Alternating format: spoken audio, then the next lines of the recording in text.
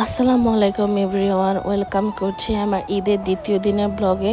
ঈদের পরের দিন চলে গিয়েছিলাম নানু বাড়িতে। আর নানু বাড়িতে যাওয়ার জন্য অটো চলে আসছিল বাসার সামনে।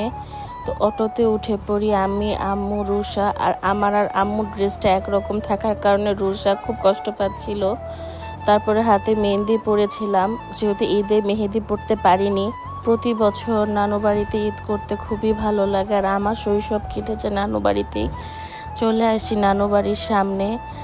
আর নানু বাড়িতে সবাই এসেছিল, আমার মামারা এসেছিল, মামিরা এসেছিল। নানু বাড়িতে যাওয়ার পরেই আমরা দুপুরের খাবার খাওয়ার জন্য বসে পড়ি, যেহেতু আমরা অনেক লেট করে গিয়েছিলাম, একদম বিকাল হয়ে যায়। তারপরে খাওয়া দাওয়া শেষ করে রাতের রান্নার জন্য সবাই প্রিপারেশন নিয়েছিল। আমি রান্নার প্রিপারেশন দেখছিলাম, এর মধ্যে দেখি আকাশ কালো হয়ে অনেক ঝড় উঠেছিল, বাতাস হচ্ছিল। তারপরে সবাই দৌড়াদৌড়ি করে নেমে যায় আম কুড়ানোর জন্য। আর এটা একদম ছোটবেলা সেই শৈশবের কথা মনে করিয়ে দিচ্ছিল। তা আমিও একটা আম পেয়ে গিয়েছিলাম।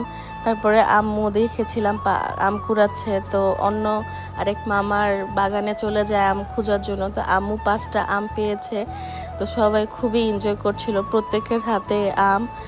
ঝড়ও কমে যায়, বাড়িতে এসে আমরা ডাব খেয়েছিলাম। তো ডাবের পানিটা অনেক মজা ছিল, মিষ্টি ছিল। তো রুষা আমাকে একটু ওয়েফার দিয়ে দিয়েছিল, ওর জন্য আমি দোকান থেকে ওয়েফার নিয়ে এসেছিলাম। আর রাতেই হয় একটা বিপদ, আমার প্রচুর জ্বর আসে। তারপরে সকালে উঠে আমরা নাস্তা খেয়েছিলাম। আর এখানে আমার মামারা, খালুরা সবাই নাস্তা করছিল।